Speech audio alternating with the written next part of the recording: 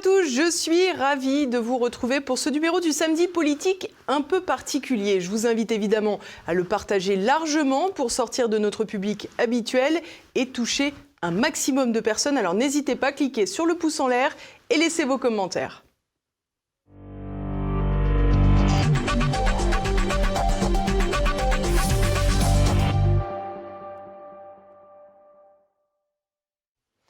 Nous sommes la veille du second tour de l'élection présidentielle. L'occasion d'une piqûre de rappel sur les grands scandales de la Macronie qui ont marqué ces 5 dernières années. Mais l'arrivée d'Emmanuel Macron à l'Élysée n'a pas initié son travail de sape du pays. Présenté comme un jeune premier, l'ancien banquier était déjà dans le sérail politique depuis longtemps. Parmi les affaires où son rôle a été aussi crucial qu'annonciateur de son mandat, le scandale Alstom. Une affaire où les intérêts de la France ont été bradés en démantelant un fleuron français au profit des Américains de General Electric. L'effondrement d'un pan entier de notre souveraineté a été décrypté par le spécialiste de l'industrie, Jean-Philippe Tanguy. M. Macron a menti devant tout le monde. En 2017, au premier tour, mis face à ces contradictions, il dit, je m'en souviendrai toujours, c'est gravé dans ma mémoire, je n'ai jamais pris part, je n'ai jamais eu connaissance de l'affaire Alstom. Il dit ça devant 11 millions de Français. Il a signé le décret. Il ment. Voilà. Face à Marine Le Pen, il continue à mentir, à dire qu'il ne s'est pas mêlé de ces dossiers. Voilà. D'ailleurs, à l'époque, on a critiqué Mme Le Pen d'avoir mis ce sujet sur la table parce qu'elle a confondu la gamme de produits que faisait Alstom. C'est-à-dire l'attention s'est focalisée sur un détail, alors que le fond de l'affaire, c'est-à-dire la trahison d'un ministre français qui a détruit des milliards d'euros de chiffre d'affaires, des compétences et des milliers d'emplois, lui, c'est très bien. Voilà. Donc il y a un moment aussi, il faut que la France et que les Français remettent l'église au centre du village. Il y a des choses accessoires, il y a des choses centrales. Voilà. Il y a l'intégrité de dirigeants qui veulent défendre la France et il y a des gens qui les enfument. Moi, j'appelle ça un prestidigitateur. Vous savez, Macron, c'est-à-dire pour pas que vous voyez ce qu'il est en train de magouiller dans son coin, il vous fait un numéro pour que vous regardiez ailleurs. Voilà. Donc Macron, c'est le roi de ça, de l'esbrouf. Il vous fait son numéro, son beau discours, on l'a vu. Et pendant que vous regardez à droite, il fait ses magouilles à gauche. Voilà. Emmanuel Macron a réussi à faire éteindre, à sortir cette affaire de la campagne de 2017. Et j'espère vraiment, notamment grâce au courage de Marine Le Pen et d'autres lanceurs d'alerte sur ce sujet, que l'affaire Alstom va enfin avoir la place qu'elle mérite dans cette présidentielle de 2022. Il faut bien comprendre d'abord que l'énergie, c'est le sang, la sève de toute la révolution industrielle depuis 3 siècles. Vous pouvez faire une corrélation parfaite entre la croissance économique, le bien-être de l'humanité et le contrôle de l'énergie. La courbe et la corrélation est parfaite. Donc quand vous contrôlez l'énergie, on l'a vu avec la crise pétrolière, on le voit aujourd'hui avec la crise gazière évidemment, vous contrôlez en fait le fondement de l'économie. C'est une invention française, la turbine Arabelle, c'est de l'excellence française.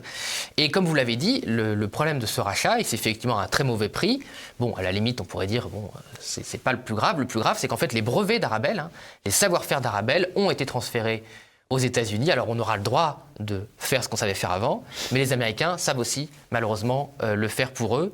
Ils ont gardé aussi c'est-à-dire que le mode d'emploi, on leur a transféré et évidemment, on ne peut pas leur retirer. Le mode d'emploi et les compétences, voilà, ce qu'on appelle l'usinage. Jusqu'en 2012, j'étais du côté américain. Donc c'est pour ça que je connais les États-Unis, je connais les Américains, je sais comment ils travaillent et je sais ce qu'ils veulent faire. Je n'avais pas un poste important évidemment à mon âge, mais j'étais dans l'équipe de Clara Guémard, qui était la présidente de General Electric, donc l'entreprise qui a racheté Alstom à l'époque, France. Je me souviens très bien de la réunion qui a suivi l'élection présidentielle en 2012, et la date est très importante pour la suite. La réunion, on arrive et on nous dit « Nous avons un nouvel ami à l'Élysée ». Comme ça le mérite d'être clair, au moins. Très clair. Alors moi, je dis c'est Hollande, parce que il faut savoir que Nicolas Sarkozy avait des relations assez mauvaises avec ce qu'on peut appeler une partie du parti atlantiste. Il y avait une partie qui était plus chiracienne. Et donc le fait que la Corrèze, François Hollande, le chiracien, reviennent à l'Élysée, je me suis dit, ça doit être lui. Non, je m'étais trompé. L'ami dont on parlait n'était pas François Hollande, qui en fait ne s'intéressait pas à ces sujets, ne comprenait rien, c'était Emmanuel Macron. Et qui était alors secrétaire général adjoint de l'Élysée. En charge des questions aussi économiques et industrielles. Et à l'époque, très rapidement, le dossier Alstom, en fait, dès 2012, pas 2014, dès 2012, arrive et tiens, comment on va racheter Alstom Il y a une opportunité via l'Élysée. Bon, moi, à titre personnel, j'ai une question de conscience qui qui se pose et donc je m'en vais. En 2012, on a appris plus tard qu'une commande avait été faite à un cabinet américain. Alors pour une fois, c'est pas McKinsey, ça change. Avant, c'était A.T. Kearney. C'est ça. Et pour la somme de 200 000 €, on leur a demandé de faire une étude en 3 jours, donc procédure d'urgence, pour connaître les avantages et les inconvénients d'une acquisition par General Electric de la branche énergie d'Alstom. Donc ni plus ni moins ce qui va se passer un peu plus tard. Exactement. Et donc à l'époque, moi, tout le monde me prend pour un dingue. Et j'échoue malheureusement. Voilà, j'échoue à mener l'alerte là-dessus. Et l'affaire, effectivement, la vente est annoncée seulement en mai 2014. Et dès 2014, Emmanuel Macron ment. Et ça, c'est extrêmement important pour la suite. Il ment. Il fait croire qu'il n'est pas impliqué dans ce dossier. C'est Arnaud Montebourg qui est au ministère de l'Industrie à l'époque. Arnaud Montebourg a un comportement plus compliqué que ce qu'il a dit après, mais bon, c'est pas le pire de la bande, donc on va dire qu'il est patriote. Et il essaie d'arrêter... En tout cas, il a la décence de partir. Oui, alors en fait, c'est pour ça, il n'est pas parti pour ça. Mais donnons-lui crédit d'être parti pour ça, même si l'histoire est plus compliquée que ça. Mais voilà, donnons-lui ce crédit-là. Et Emmanuel Macron devient ministre de l'économie, et c'est lui qui signe la vente. Alors que Arnaud Montebourg avait créé un décret qui permettait de garantir les intérêts stratégiques de la France et de bloquer la vente si le gouvernement l'avait voulu. Et donc Emmanuel Macron, c'est pas juste qu'il n'a pas vu que la vente se faisait. Il a signé un décret autorisant la vente. Donc il a sciemment autorisé. Et à l'époque, il ne déclare pas, y compris devant la commission d'enquête parlementaire de l'Assemblée nationale, qu'il a commandé le rapport dont vous avez parlé en 2012. d'A.T. Kearney. d'A.T. Kearney, qui est très clair, qui est en fait le plan de démantèlement d'Alstom Énergie en faveur de General Electric. Et là, il y a le fameux pacte de corruption que vous avez évoqué. C'est que là, vous avez un déferlement, en fait, de plus de 600 millions d'euros, 300 millions d'euros côté Alstom, 300 millions d'euros côté General Electric, pour influencer le petit milieu parisien, certains journalistes, des cabinets de communication, du lobbying, nous expliquer que, évidemment, Alstom est ruiné et qu'il faut absolument qu'il se vende aux États-Unis parce que sinon, il n'y aura pas d'avenir pour le pays, qu'on va créer 1000 emplois, que c'est l'avenir, la mondialisation rose, tatati, tatata. C'est d'ailleurs toujours le même scénario qu'on nous écrit. C'est assez triste. Donc, les Français ne sont pas dupes, malheureusement, certains dirigeants le sont. Mais ce qui est intéressant, c'est que pour une fois, l'Assemblée a bien prouvé qu'il y avait de l'argent derrière. Parce que nous, ça fait des années qu'on dit qu'il y a de l'argent derrière. On l'a toujours dit. Et là, c'est prouvé. Le rachat à l'époque de la partie énergie d'Alstom par GE a été fait un peu sous des méthodes un petit peu particulières, certaines pressions. Quel process à la France aujourd'hui pour éviter que cela ne se reproduise et qu'on arrive à de tels carnages sur d'autres secteurs stratégiques? Je l'ai vécu à l'époque, j'étais collaborateur quand ça s'est fait. De ce que j'ai vu, non, mais pour vous parler très franchement, je ne dirais pas qu'il y a eu des pressions. Il y a eu le choix. Non, mais moi je vous dis comment non, il y a eu beaucoup, ce qui est normal, quand il y a des opérations comme ça, il y a toujours aussi beaucoup de commentaires qui sont faits. Il y a des choses qui sont vraies, des choses qui sont fausses. Il y a eu un choix qui a été fait par l'entreprise de l'époque. Donc c'est aussi pour ça que je disais à certains de vos collègues représentants du personnel, c'est une entreprise, c'était pas l'État qui était à la tête d'Alstom. Compte tenu de sa structure capitalistique, de son histoire et de son emprise, l'État avait à en connaître, y compris aussi, parce qu'il peut bloquer certains types d'investissements. Mais d'abord, c'était le choix d'une entreprise privée. Premier point. Avec beaucoup de confidentialité quand il y a ces débats. Donc ce qui est vrai, c'est qu'à l'époque, mon prédécesseur, les ministres de l'époque, l'ont su très tard. C'est-à-dire les documents étaient signés. Bon. Donc c'est peut-être ça qui a perturbé, et qui, je dois le dire, est jamais agréable quand vous avez à le vivre. Parce que ça s'est su tard, mais j'ai envie de dire, c'est la vie économique.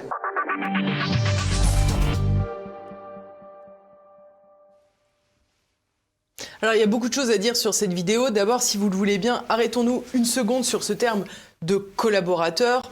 On sait qu'Emmanuel Macron, il a beaucoup de défauts, mais il n'est pas sot. Il ne peut pas utiliser ce terme en ignorant le double sens de ce mot, et on le voit bien qu'il était sans doute collaborateur, oui, de l'Élysée, de François Hollande, mais il était aussi collaborateur des Américains, disons-le. Absolument, c'est glaçant en fait. J'ignorais que vous alliez passer cet extrait avant que je vienne, et donc c'est vrai, je vous ai donné cette anecdote sur le fait que c'était un ami des Américains, et il le reconnaît. Alors est-ce que c'est conscient, inconscient? Je pense que vous avez raison que c'est conscient. Mais c'est là où on voit quand même le cynisme absolument épouvantable de cet homme. Je veux dire, il faut quand même à un moment parler et dire les choses comme elles sont. Emmanuel Macron n'est pas un homme bien. Emmanuel Macron n'est ni un patriote, ni un homme qui a le moindre valeur. C'est un homme vénal. C'est un homme qui a fait toute sa carrière sur le mensonge, Je le sais parce que je suis de la même région que lui, Amiens, je l'entends régulièrement par exemple. Ça n'a l'air de rien, mais quand vous êtes capable de mentir pour ça, vous êtes capable de mentir pour tout. Le ministre de l'économie française est un ministre extrêmement important. Il a beaucoup de pouvoir. Et Emmanuel Macron s'est servi de ce pouvoir pour lui-même. Parce que le pire dans l'histoire d'Emmanuel Macron, et c'est ce que prouvera, je pense, un jour l'enquête si elle aboutit, c'est que c'est même pas qu'il a servi particulièrement les États-Unis. Même les États-Unis, pour lui, étaient un moyen.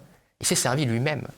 Et que ce pacte de corruption visait, c'est pas le seul, Emmanuel Macron a saccagé 4 fleurons français. Alstom, Alcatel, Technip, Lafarge. Il n'y a aucun antécédent, aucun ministre de l'économie n'avait saccagé à lui seul 4 fleurons français. 4 parmi les plus grands fleurons français. Et à chaque fois, on retrouve dans les intérêts qui ont mené ces opérations toujours les mêmes banques, toujours les mêmes intérêts financiers, et au final, d'après M. Marlex, les mêmes cabinets de consulting, j'imagine, qui après lui ont fait une campagne en or massif avec la fameuse Milly Marchand à la une de tous les magazines, on n'a jamais vu pareil. Donc cet homme, qui venait en fait de nulle part, a réussi à faire croire aux Français qu'il était un homme politique important, qu'on avait toujours connu, qu'il avait beaucoup de choses à dire, beaucoup d'expérience. Il n'a jamais rien fait de sa vie à part trahir et vendre la France. Voilà. Donc les dirigeants d'Alstom ont eu peur, ils ont cédé à un chantage, et en fait on a une conjonction de 2 mécanismes, la trahison de certaines élites comme Emmanuel Macron par intérêt personnel, et le chantage, la pression des Américains. Et M. Macron savait très bien que les Américains allaient détruire des emplois pour une raison très simple. Les pénalités dans le contrat de vente, enfin dans l'accord de vente, il y avait des pénalités pour tous les emplois détruits par General Electric. Les pénalités étaient ridicules. Je crois qu'en détruisant 1000 emplois, ils payaient 80 millions de dollars. J'ai plus le chiffre en tête, mais ça doit être l'échelle. Voilà. Bon, General Electric fait 150 milliards d'euros de chiffre d'affaires par an, à l'époque. Bon. Donc si vous voulez, l'indemnité de 80 millions pour liquider 1000 postes, c'est rien du tout. Voilà. Résultat, comme vous l'avez dit, ils ont effectivement licencié 4000 personnes chez Alstom, pour la France seulement. Bien sûr. Pour la France seulement. Et détruit des compétences, notamment dans l'hydroélectricité, le nucléaire. Voilà. Il faut savoir aussi, pour que vraiment les téléspectateurs se rendent compte de la cupidité de ces gens. Au lendemain du rachat d'Alstom par General Electric, immédiatement, General Electric a dit à EDF et à nos 50, qui gèrent les 58 réacteurs nucléaires français, non, le contrat de maintenance des turbines de toutes les centrales, ça ne m'intéresse plus. Donc soit tu augmentes le prix du contrat, soit j'arrête d'entretenir tes centrales. Donc ça, c'est la réalité économique. Et je pense aussi que dans cette élection, ce qu'il joue, et là où vraiment les alertes qui ont été lancées par les souverainistes, et en particulier évidemment par Marine Le Pen, sur ce qui se passe là, c'est qu'il y a une guerre économique. Il faut vraiment que les Français se rendent compte qu'avec la hausse de la démographie mondiale, avec le contrôle des ressources, l'émergence de puissances comme la Chine, la guerre économique est devenue extrêmement violente. Voilà. Et non, il n'y aura pas assez de ressources pour tout le monde. Et les Américains le savent. Donc eux, ils mettent la main sur les ressources, les Chinois le font, et nous, on a des dirigeants français qui sont soit naïfs, soit stupides, soit corrompus, et qui ne se rendent pas compte qu'il faut gagner cette guerre économique. Et c'est pour ça, vraiment, j'alerte les Français, il faut élire une présidente qui défende les intérêts économiques vitaux d'un pays, comme le faisait le général de Gaulle. Sinon, le niveau de vie des Français va s'effondrer. Voilà. Là, ils ont vu ce qui s'est passé pour l'électricité, là, cet hiver. Ce qui s'est passé pour l'électricité, c'est le début des ennuis si la France ne récupère pas sa souveraineté énergétique. Tout à l'heure, on a parlé de crimes économiques, c'est vrai, mais vous savez, quand il y a des licenciements, c'est des drames familiaux. C'est pas que une perte de compétences, c'est déjà suffisamment grave. Mais il y a aussi des drames familiaux, des drames personnels, des gens qui ne retrouvent pas d'emploi.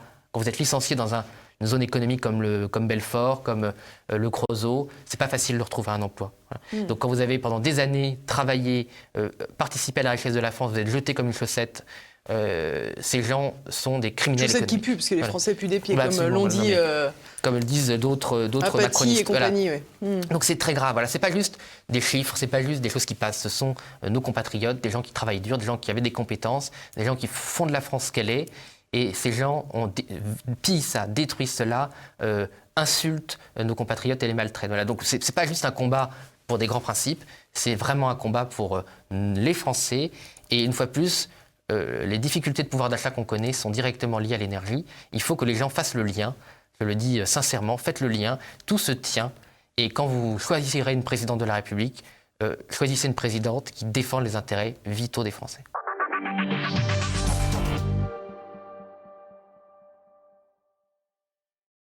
Des intérêts vitaux des Français largement mis en sourdine pendant 5 ans. Car s'il y a une constante en Macronie, ce sont bien les scandales. Avec une arrivée au pouvoir grâce à une justice express et déchaînée sur un adversaire, Emmanuel Macron s'est joué des lois et des institutions durant 5 ans. À ce titre, la crise sanitaire a littéralement fait exploser les libertés individuelles et le droit. C'est ce que nous expliquait l'avocat Régis de Castelnau. On constate que cette pandémie, qui est un problème qui est posé à l'ensemble de la planète, a été l'occasion d'utiliser une espèce d'effet d'aubaine et de mettre assez massivement en cause tout un tas de libertés publiques fondamentales qui était déjà un peu malade. Je dois dire que le système de notre pays, mais pas seulement, que l'on rencontre dans l'Union européenne, les systèmes de démocratie représentative sont dans une évolution qui est assez préoccupante au plan des libertés. Et dans chacun des pays concernés, alors je ne parle pas de l'Australie ou de la Nouvelle-Zélande qui ont été dans une dérive carrément paroxystique, mais dans les pays de l'UE qui sont proches des nôtres, eh bien on constate que sont mises en cause ces libertés publiques fondamentales et de façon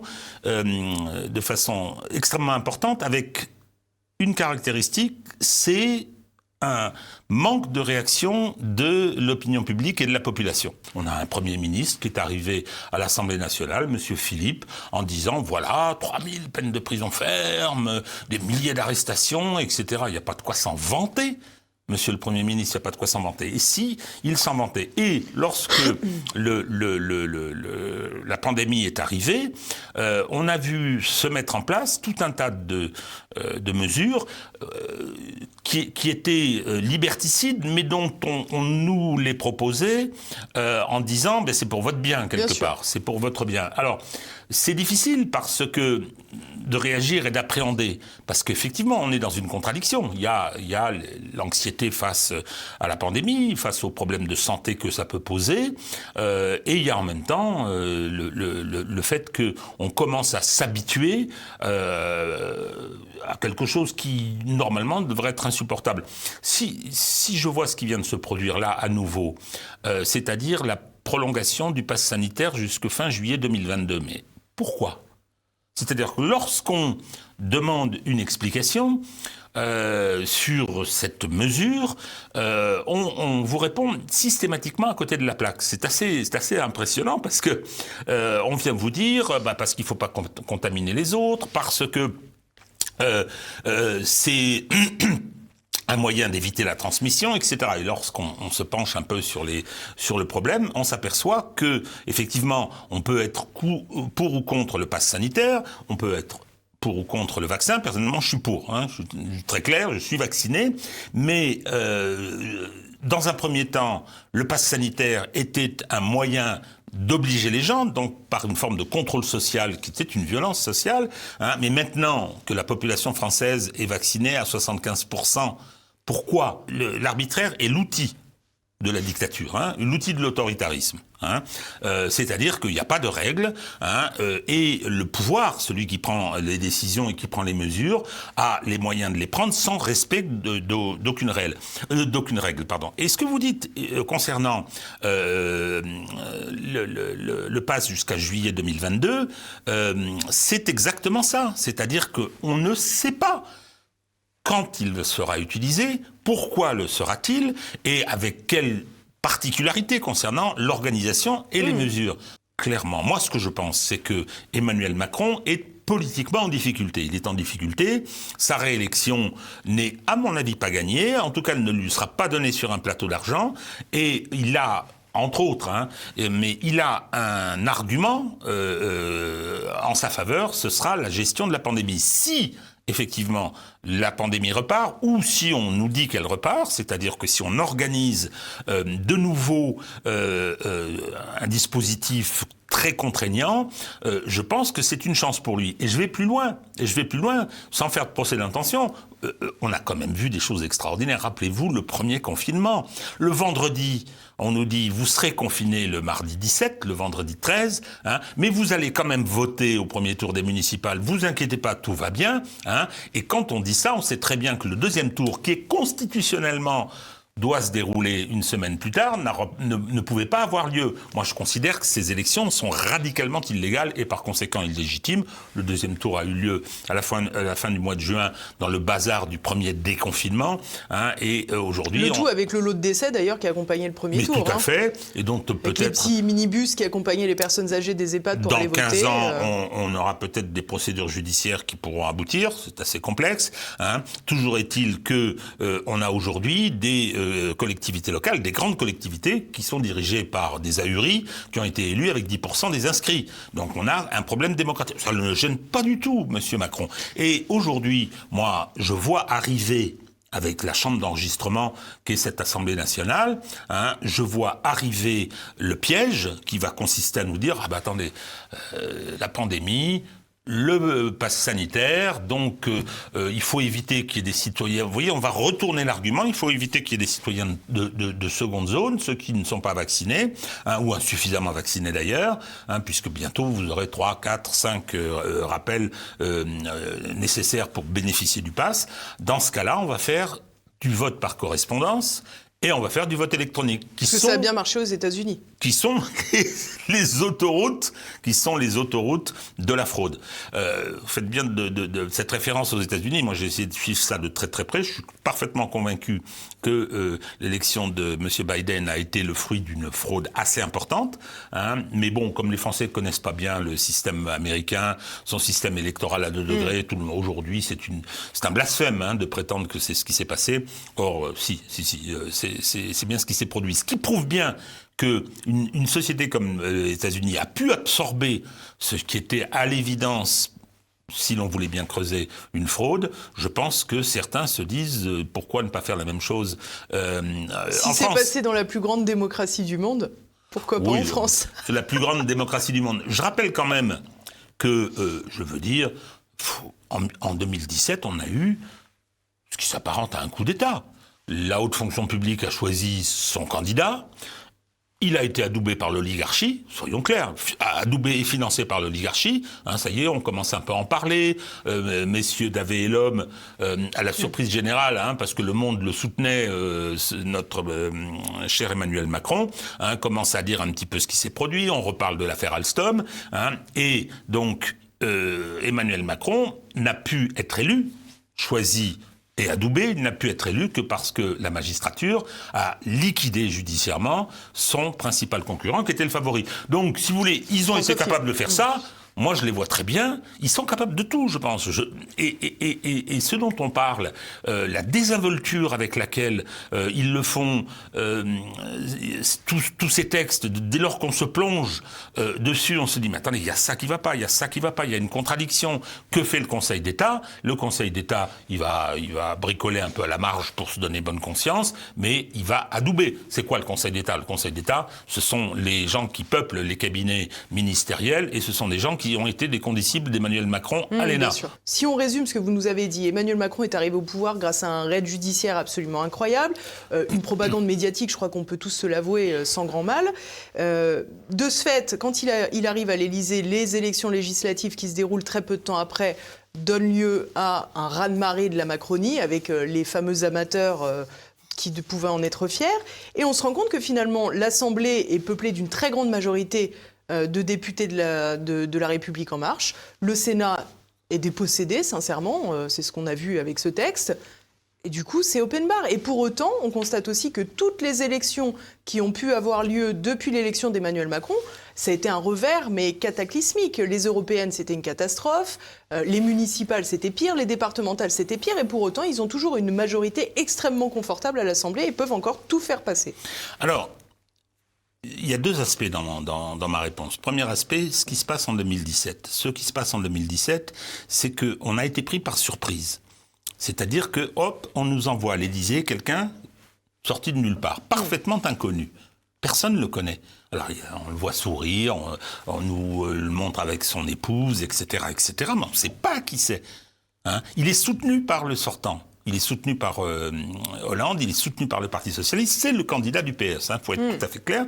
Donc, on a cette personne. Donc, derrière, effectivement, on sait qu'on va avoir ce président pour 5 ans, effectivement, et les Français ont de nouveau le réflexe, qui est mauvais, juste derrière, de s'abstenir pour ceux qui s'opposent et de voter pour ceux qui le soutiennent, en se disant, autant qu'il ait les outils, et c'est ça qui est dramatique dans le système français, aujourd'hui, merci Jacques Chirac pour le quinquennat, merci Lionel Jospin pour l'inversion du calendrier, c'est que les gens qui sont élus à l'Assemblée nationale ne sont pas des législateurs, ce sont des mécaniciens qui vont aider le président de la République à mettre en œuvre son programme. C'est-à-dire qu'il y a une fusion totale, une absorption du pouvoir législatif par le pouvoir exécutif. Ça s'aggrave avec Emmanuel Macron, parce que maintenant on sait comment il travaille, on sait à qui on a affaire. Je veux dire que la lecture du livre de David et l'homme m'a pas appris grand-chose, je dirais, mais il faut le lire, parce que c'est quand même, on voit, c'est vertigineux d'un certain point de vue. Et on a eu une assemblée de godillots assez lamentable, qui a été sélectionnée par Jean-Paul Delevoye. Tiens, à propos, il en est où celui-là? Les poursuites, tout. Enfin, il a été mis en examen, mais pas, parce qu'on s'est aperçu qu'il était corrompu jusqu'à l'os. Donc, aujourd'hui, ça n'est même plus une chambre d'enregistrement. Je veux dire, c'est un espèce de bureau, une petite annexe de l'Élysée, où on attend de Richard Ferrand. Son affaire pénale en est où, rappelez-moi, comme celle de Delevoye. Voilà, non mais comme par hasard. Et donc, on a aujourd'hui, c'est même plus une chambre d'enregistrement, je vous dis, c'est un espèce de bureau annexe de l'Élysée. Ça ne peut pas durer comme ça. On a un conseil constitutionnel avec les membres désignés qui est présidé par Laurent Fabius, membre du parti qui a porté Emmanuel Macron au pouvoir. Il a été rejoint d'ailleurs par Alain Juppé, c'est très intéressant. On a le Conseil d'État que j'ai décrit tout à l'heure. Donc on a un système institutionnel qui aujourd'hui ne peut plus fonctionner de façon démocratique. Il n'y a plus de contrôle démocratique. Et quand vous parlez du Sénat, rappelez-vous quand le Sénat s'était autorisé à faire une commission d'enquête sur l'affaire Benalla. Mais ils se sont fait insulter par le président de la République lui-même, par le Premier ministre, par M. Griveaux, qui a disparu depuis pour autre chose, etc. Enfin, je veux dire, non, aujourd'hui, le système institutionnel français est effondré. Il est effondré, soyons clairs. Et c'est un des enjeux de 2022, c'est de savoir si on va accepter que ça se poursuive. C'est-à-dire que vous avez raison, si Emmanuel Macron est réélu du fait de la mécanique institutionnelle, c'est-à-dire qu'il se retrouve au deuxième... Et du pouvoir médiatique. Au deuxième tour, aidé par le pouvoir médiatique. Donc, oui, s'il est réélu, ça veut dire que ça va continuer.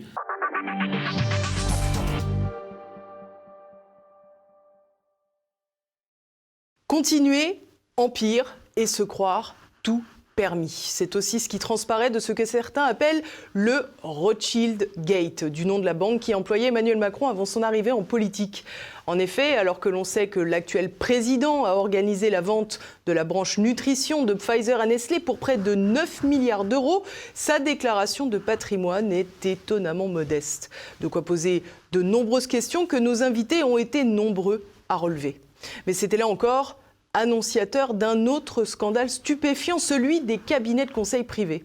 Sous le règne d'Emmanuel Macron, la France s'est fendue de 2,5 milliards pour leurs services. Parmi ces prestataires, souvent étrangers qui court-circuitent la fonction publique, le plus célèbre est sans aucun doute McKinsey, ce même cabinet qui a dû s'acquitter de près de 500 millions de dollars pour se sortir du scandale sanitaire des opiacés aux États-Unis. À croire que McKinsey est plus généreux quand il s'agit de s'éviter des poursuites judiciaires que pour payer ses impôts en France. Un scandale que l'avocat Philippe Prigent a décortiqué pour nous. Vous avez une activité qui est censée générer énormément de valeur ajoutée et qui n'en génère pas, soi-disant fiscalement. Mais qu'est-ce que ça veut dire? Ça veut dire qu'il y a une entourloupe. Vous ne pouvez pas dire ce que je fournis grâce à mes consultants qui sont situés en France et qui conseillent le gouvernement français a une valeur énorme. J'ai une valeur énorme, je n'ai quasiment pas, j'ai des coûts très faibles et je n'ai pas de bénéfices. Ah ben non, si tu fais rentrer 300 en valeur et que tu as 50 en coût, normalement il y a 250 de gains au milieu. Quelle est la combine? La combine est ce qu'on appelle les prix de transfert. C'est-à-dire que McKinsey France, en réalité, paye à un tarif beaucoup trop élevé des soi-disant prestations délivrées par d'autres sociétés du groupe McKinsey qui se trouvent être dans le Delaware. Là, vous dites, c'est marrant parce que le Delaware, c'est évidemment un paradis fiscal. Hein. C'est comme la Sicile en matière de marché public. Quoi. Vous voyez ça, vous dites, ah ok, d'accord, je comprends. Non mais c'est vraiment ça le Delaware. Hein. Je pense que il y a des pays auxquels on pense, comme le Luxembourg ou le Liechtenstein, qui sont moins corrompus que le Delaware. Enfin, moins corrompus, moins favorables à la fraude fiscale. L'État de Joe Biden, hein, L'État de Joe Biden, d'ailleurs, mais il y a de l'argent. Précision méchante, mais il y a de l'argent, quoi. Voilà. C'est quand même étonnant. Vous avez le bonhomme qui s'occupe qui fait parfois un peu d'aide juridictionnelle, qui s'occupe des petits divorces et des petits délinquants. Ça existe. Petit droit de la famille. Celui-là arrive à générer plus de bénéfices, même en pourcentage, que McKinsey, le cabinet des stars qui est censé donner des conseils géniaux justifiant de payer, on a réfléchi sur des pistes de réflexion, 496 800 €. Bah, visiblement, il y a eu une fraude fiscale.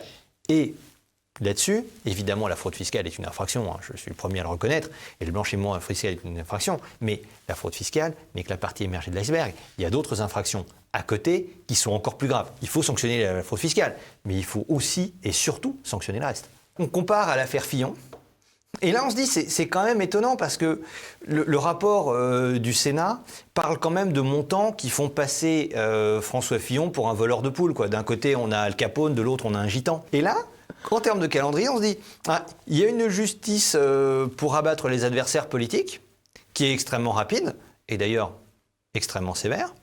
Et à côté de ça, il y a une justice pour les copains. Et là, on se dit, en fait, quand il s'agit de poursuivre les infractions commises par la Macronie, on retombe dans le traitement normal des affaires qui est vous avez été violé il y a 4 ou 5 ans, votre fils est mort, en même temps, on ne fait pas d'omelette sans casser des œufs. Donc, visiblement, en termes de calendrier, ils ont fait tout ce qu'ils pouvaient pour ne pas ouvrir avant le premier tour. Puis, comme ça se voyait, ça commençait quand même à beaucoup se voir. L'élément que vous mentionnez, c'est que nous sommes organisés en forme de succursale. Voilà, rapportant à l'entité mère qui est basée au Delaware, mais l'ensemble de nos activités, secteur public, secteur privé et l'ensemble des contrats de travail sont portés par cette société de droit français. Que ça signifie que vous êtes soumis aux impôts français comme n'importe quelle société ? Bien sûr, Monsieur le Président. Merci. Et je le dis très nettement, nous payons l'impôt sur les sociétés en France et l'ensemble des salariés qui travaillent sont dans une société de droit français qui paye ses impôts en France.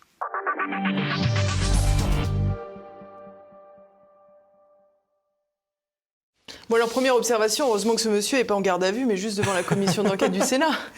En garde à vue, je pense que vous êtes un policier, vous appelez le procureur, vous dites « Non, là, il est fini. Est-ce qu'on voulait qu'on continue le jeu de massacre ? Parce que là, on a de quoi le faire condamner, rien que le bafouillage, c'est terminé. Hein. En plus, c'est violemment démenti par les faits, puisqu'effectivement, il ne paie pas d'impôt sur les sociétés en France.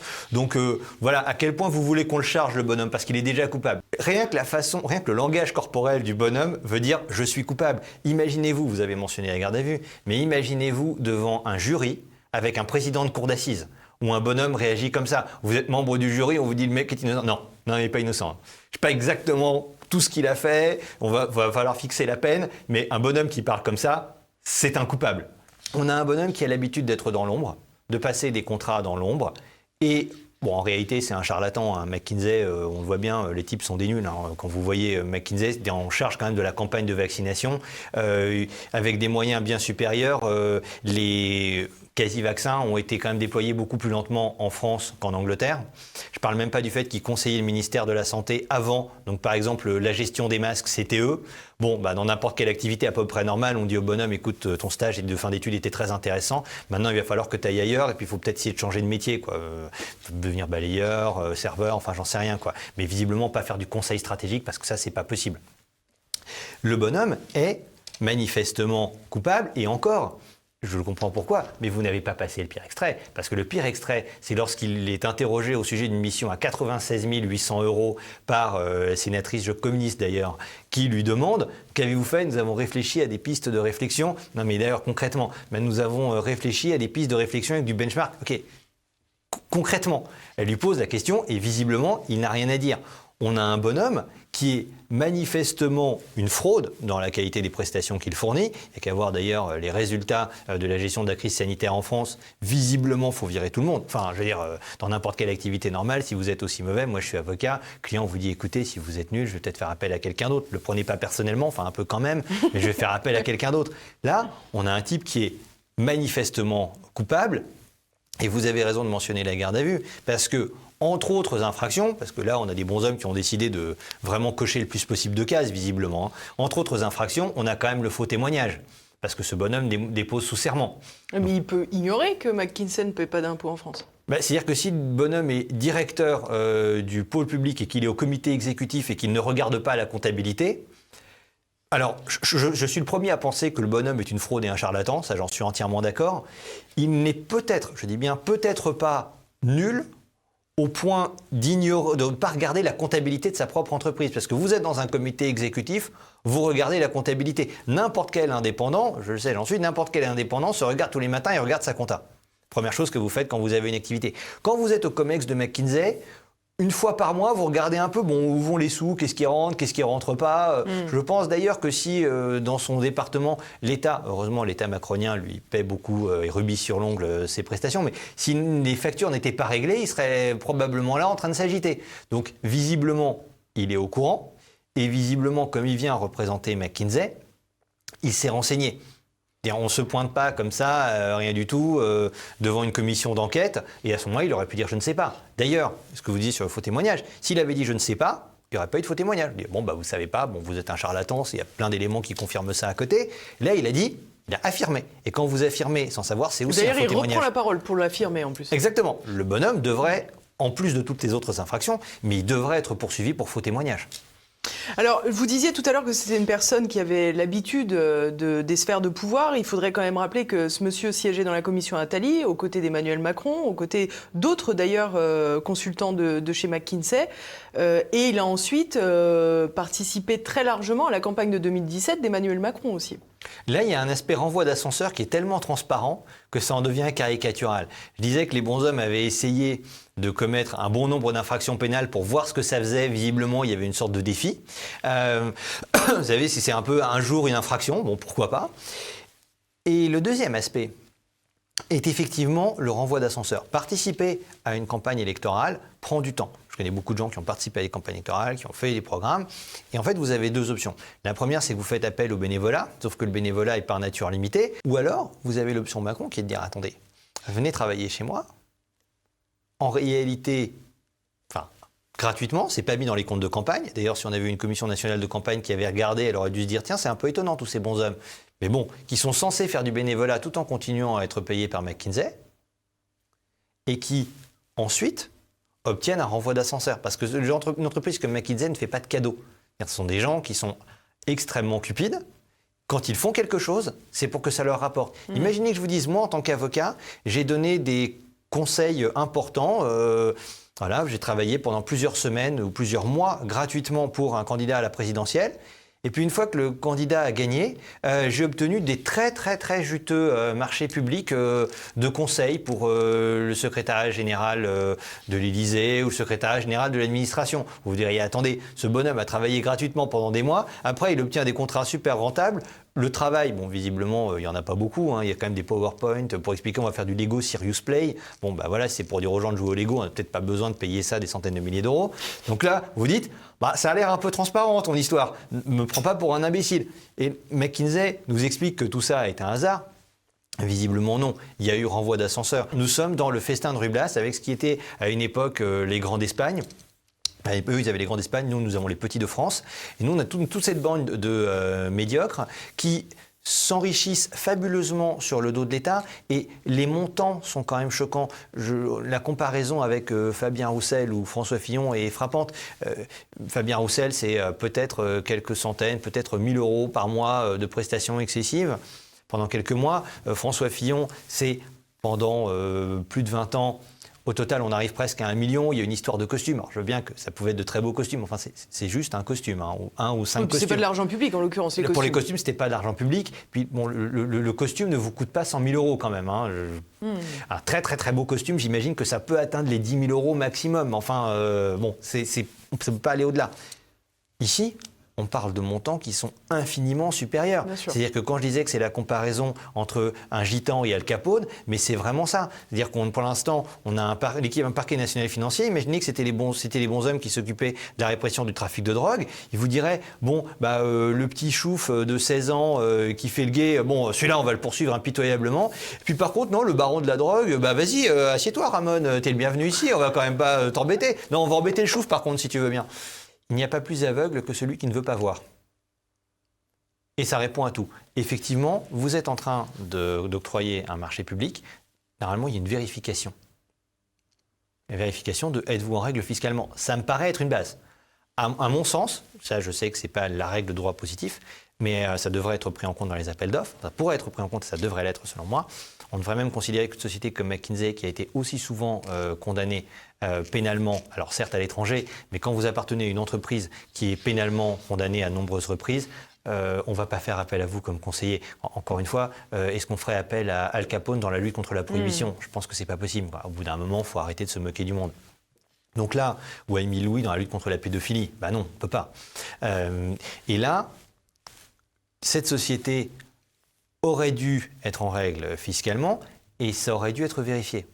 Le fait que ça ne soit pas vérifié veut dire qu'en réalité, tout le monde savait, à Bercy. Les bonshommes qui ont organisé les appels d'offres, soit sont complètement incompétents. C'est peut-être vrai de certains d'entre eux. Par exemple, pour un bonhomme comme Bruno Le Maire, l'hypothèse de la bêtise ne doit pas être écartée. Il y en a où on sait qu'ils sont malhonnêtes. Bruno Le Maire, on peut vraiment se demander s'il n'est pas complètement nul. Il y a quand même beaucoup d'éléments qui permettent d'aller dans cette direction. Donc sur lui, je ne sais pas si c'est pénal ou qu'il est incompétence. Il faudrait clairement le mettre en garde à vue, mais je ne connais pas la réponse à la question. Évidemment, il y aurait dû y avoir fiscalement une vérification. La vérification n'a pas eu lieu. Et d'ailleurs, on peut se demander si l'attestation, parce qu'il y en a généralement une, mais la pseudo-vérification interne disant que McKinsey était en règle ne devrait pas être pénalement qualifiée de concussion. Parce que permettre à quelqu'un de participer à un marché... C'est ce que nous expliquait Régis de Castelnau il y a quelques semaines. C'est une hypothèse sérieuse. Et d'ailleurs, c'est très révélateur. Si j'étais l'État, qu'est-ce que je ferais ? Enfin, les ministres macroniens, actuellement, qu'est-ce que je ferais ? Je rendrais publiques les procédures d'appel d'offres et je les rendrais publiques en se disant, comme ça, tout le monde va voir que ça a été fait de façon régulière. Et c'est une défense parfaite. On a des bonshommes dont on sait que le talent est de manipuler, de mentir, de n'avoir aucun égard pour la santé réelle des gens. Et on dit on va leur confier la gestion d'une crise sanitaire. Encore une fois, c'est comme si demain, on décidait de faire appel à Marc Dutroux dans la lutte contre la pédophilie. Ça pose une question on revient à ce que je disais, de détournement de fonds publics. Parce que le but de l'État ne doit pas être « je fais appel à quelqu'un en réalité pour savoir comment manipuler ma propre population ». On ne peut pas dire aux gens « vous allez payer des impôts qui vont être utilisés pour savoir comment vous volez et comment vous maltraitez ». C'est scandaleux ça. Moi je veux bien payer des impôts pour des infirmières. Je pense d'ailleurs que si on avait pris tout l'argent qu'on a donné au cabinet de conseil pour donner des heures sup aux infirmières, la crise sanitaire aurait été beaucoup mieux gérée, et pas que la crise sanitaire d'ailleurs. Bon ça c'est un détail. Avec 2,4 milliards, il y a moyen de payer des heures sup à des infirmières. C'est clair. Donc, puis elles font un vrai travail. Karim Tadjidine, je ne vois pas exactement sa valeur ajoutée. Enfin, à part réfléchir à des pistes de réflexion, mais enfin je pense que ça ne vaut pas une infirmière qui s'occupe d'un patient. C'est une industrie où il y a des gens extrêmement malhonnêtes, et en plus de tout cela, quand on connaît les liens entre McKinsey et les entreprises pharmaceutiques, on se dit, si on est un décideur public intelligent, mais je ne peux pas confier un marché public de conseil à McKinsey, puisque McKinsey est dépendant. McKinsey ne peut pas dire, et tout le monde sait ce qui va se passer, mais McKinsey ne peut pas dire dans une réunion publique, il ne faut pas travailler avec Pfizer. On sait très bien qu'ils ne peuvent pas le faire. En tant qu'avocat, il y a une règle qui nous est imposée. Alors pourquoi justement, est-ce que vous pouvez nous expliquer pourquoi ils ne peuvent pas le faire ? Parce actuellement. Que vous êtes... alors, ce n'est pas une impossibilité juridique, c'est vrai. C'est une impossibilité comptable, mais c'est souvent encore plus fort que les impossibilités juridiques. Vous êtes McKinsey, vous savez que l'un de vos plus gros clients, sinon le plus gros, c'est le secteur pharmaceutique. Donc, vous ne pouvez pas être un ennemi des laboratoires pharmaceutiques. Dans le processus d'attribution du marché public, vous réfléchissez 30 secondes, ce n'est pas un raisonnement extrêmement compliqué que je viens de vous présenter, je crois, mais vous réfléchissez 30 secondes, vous vous dites, on ne peut pas confier un marché public à des gens pareils parce qu'ils sont évidemment en conflit d'intérêts et ils vont évidemment nous mentir pour favoriser leurs clients. et pour montrer à leurs clients, regardez, j'ai eu un marché public, j'ai essayé de vous avantager.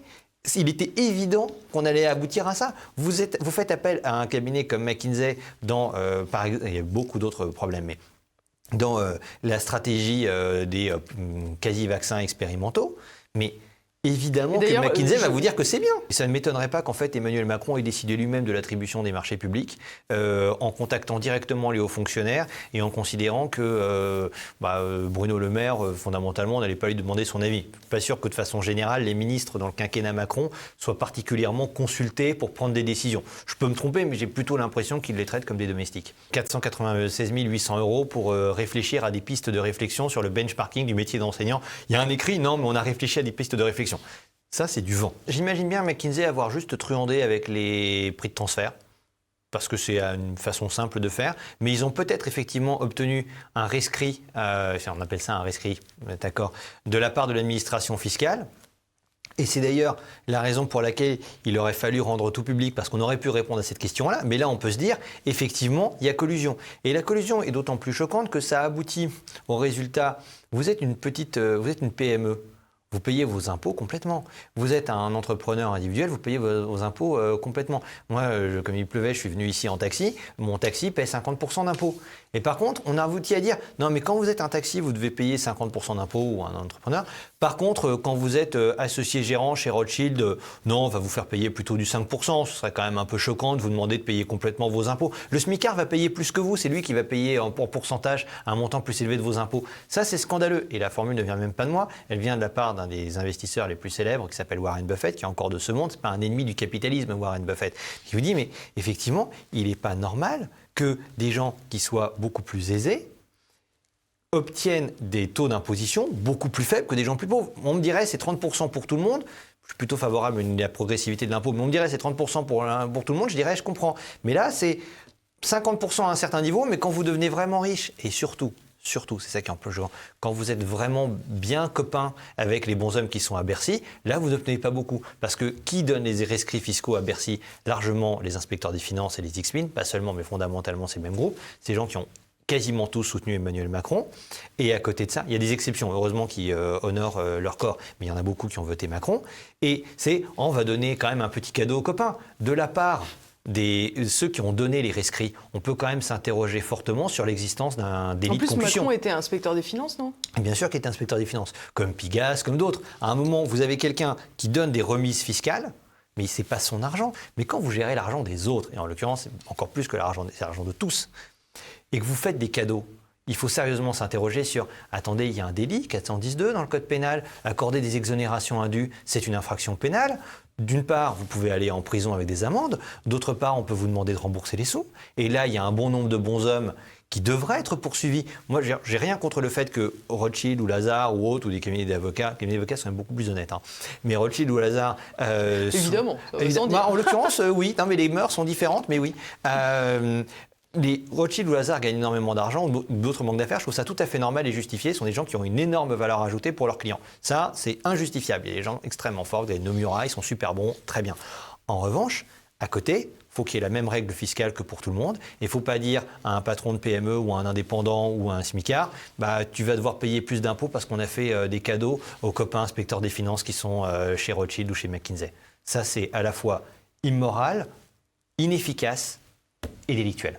Et visiblement, nous sommes dans une large mesure une république bananière. Moi, je suis très intéressé par, on va voir les votes qu'il y aura pendant la présidentielle et après aux législatives, mais savoir à quel point les Français peuvent considérer qu'on doit quand même vivre dans un État à peu près, quelque chose qui a l'air d'un peu près propre, où on accepte la corruption. Et c'est pas une corruption à la Richelieu ou Mazarin où vous dites, bon, le bonhomme a piqué dans la caisse, mais il a mis à genoux toute l'Europe. Donc, au bout d'un moment, votre éminence essayez de rester un peu discret, mais on peut comprendre. Là, j'ai pas l'impression qu'on ait été gouverné par des génies qui nous aient impressionnés façon Richelieu ou Mazarin, hein. On est quand même un petit peu plus bas, visiblement. Donc, on a des gens qui sont extrêmement malhonnêtes et qui se servent, je vous recite à nouveau Ruy Blas, bon appétit, messieurs, qui considèrent la France comme une sorte de dépouille dont on va essayer de prendre le plus d'argent. Je suis curieux, réellement curieux, de savoir comment nos compatriotes perçoivent la corruption à grande échelle.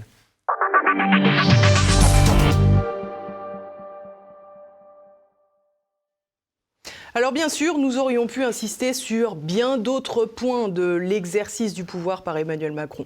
Mais chacune de ces 3 affaires m'est apparue représentative de son mandat. On pourrait y ajouter l'affaire Benalla, les gilets jaunes, les scories méprisantes, le déclassement de notre diplomatie qui nous plonge désormais comme co-belligérants face à la Russie par la livraison d'armes à l'Ukraine. Vous l'avez compris, ce qui s'est passé ne pourrait être qu'un avant-goût. Les dernières lois de bioéthique, le décret Rivotril, les scandales des EHPAD laisseront peut-être place, par exemple, à la légalisation de l'euthanasie, probable cause du futur quinquennat si Emmanuel Macron l'emporte. C'est désormais la fin de cette émission. N'oubliez pas de la partager car tout le monde n'est sans doute pas aussi bien informé que vous. Alors faites circuler cette ébauche de bilan d'Emmanuel Macron et on se retrouve la semaine prochaine. En attendant, portez-vous bien ou essayez.